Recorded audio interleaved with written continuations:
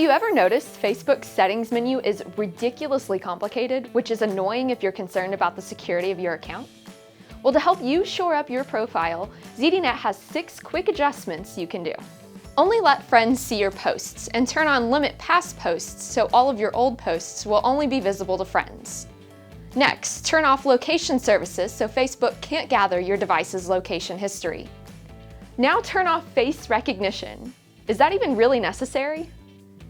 And to prevent those creepy targeted ads, disable all of Facebook's ad options. Now clean up and revoke any apps and websites that you've logged into using your Facebook account. Finally, check which devices are logged into your account and enable two-factor authentication. For more security tips, check out ZDNet.